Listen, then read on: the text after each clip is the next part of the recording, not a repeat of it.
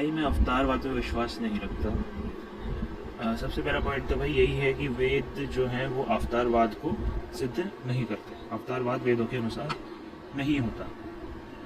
और दूसरी चीज़ तो भाई देखो ऐसी है कि समझ लो मैं पिछले किसी भी जन्म में किसी भी प्लैनेट पर मैं कोई ना कोई सपोज कोई महापुरुष रहा हूँ, कुछ भी रहा हूँ, और आज मेरी स्थिति कुछ और है, आपके सामने अब से बात कर रहा हूँ, है ना। तो एक प्रकार से मेरा भी अवतार ही है ये। कुछ भी रहा हूँ मैं पिछले जन्म में, चाहे अच्छा चाहे बुरा, चाहे कोई सुपर हीरो चाहे कोई गरीब, कुछ भी रहा हूँ, लेकिन शरीर बदला तो एक प्रकार से मेरा अवतार हुआ है। यदि मैं किसी पुराने टाइम से अगले टाइम में जन्म ले रहा हूँ मृत्यु के बाद, और मैंने पहले भी अच्छे काम करे, बाद में भी अच्छे काम करे हो, मतलब मेरी आत्मा की एक प्रकृति बन जाएगी, नेचर बन जाएगा कि मैं अच्छे ही काम करूँगा, तो इवेंचुअली मेरे हाथों इतने बढ़िया बढ़िया काम होंगे कि समाज में बहुत अच्छी अच्छी चीज़ें स्थापित कर पाऊँगा। तो उससे क्या होगा, लोग मुझे अवतार घोषित कर देंगे, जो कि मैं सही में होगा। आप भी अवतार हो, सब अवतार है, लेकिन आज के समय में सबने अवतार की जो एक डेफिनेशन है भाई वो बदल दी है। देखो भाई, और एक चीज़ ये भी है कि हमारे महापुरुष जो कुछ भी कर्म कर देते हैं, जो भी बढ़िया काम कर देते हैं, हमें उसी का अनुसरण करना चाहिए।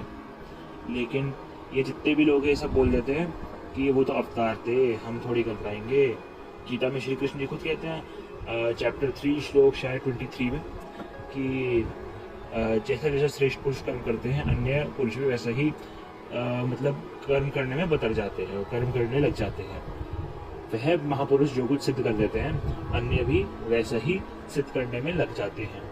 इसलिए हे अर्जुन, मैं सदैव अच्छे कर्म में ही अपने आप को स्थापित रखता हूँ, जिससे कि समस्त मानव समुदाय मेरे ही कर्म का अनुसरण करे और सब कुछ अच्छा ही करे। यदि मैं सही से काम ना करूँ तो मानव समुदाय नष्ट भ्रष्ट हो जावे। कृष्ण जी कहते हैं, हे अर्जुन, इसी कारण से मैं सभी कर्मों को ध्यानपूर्वक बुद्धिपूर्वक करता हूँ, इस प्रकार से कह रहे हैं। लेकिन वहीं दूसरी ओर जो भागवत है, भागवत का जो पुस्तक है, पुराण जो है, उसमें ये लिखा है कि कर्ता को दोष नहीं लगता, मतलब ईश्वर को दोष नहीं लगता, ईश्वर कुछ भी कर सकता है, ईश्वर को गलत काम का दोष नहीं लगता। अब वहाँ पे दोष करने की बात लगा दी इन लोगों ने, इसका मतलब है तो वो गलत काम, सीधी सीधी बात है ना। तो कह दिया कि उसको दोष नहीं लगता। दोष किसको लगता है? दोष लगता है गलत काम करने पे। तो देखा जाए मनुष्य की नज़रों से वो है गलत काम ही, है ना। अगर हम एक दूसरे पॉइंट ऑफ व्यू से देखें तो गलत काम ही है, जो श्री कृष्ण जी की लीला वाली बात है। लेकिन गीता में श्री कृष्ण जी कहते हैं कि मैं वही कर्म करता हूँ जो सबके हित में हो। तो भाई इसके अनुसार यही बात निकल आती है कि हमारे महापुरुषों ने सदैव वही कर्म करे जो हमारे हित में रहे, जो आने वाले समय में लोगों के हित में रहे, जो उनके समय में लोगों के हित में रहे। उन्होंने हमेशा वही काम करे। उन कामों से लोग सीख सकते हैं और लोग सीखते भी हैं। मैं स्वयं भी सीखने का प्रयास करता हूँ। तो ये चीज़ें होती हैं।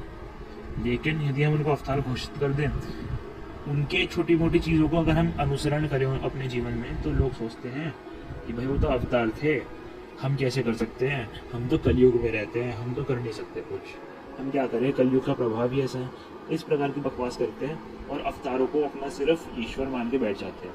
चलो ईश्वर मानो, कोई दिक्कत नहीं, लेकिन उनके काम जो उन्होंने करे उनका अनुसरण भी तो करो, उनका अपमान तो मत करो। ये चीज़ है। हिंदू समाज में मूर्ख भर गए और कहते हैं कि राधा राधा करते रहेंगे, रुक्मणी जी को साइड कर देंगे, वो चीज़ गलत है। तो भाई ये कुछ रीजंस हैं, वैसे तो और भी बहुत सारे रीजंस हैं, लेकिन ये कुछ बेसिक रीजंस हैं जो मेरे मन में उठते हैं हमेशा अवतारों के बारे में सोचकर।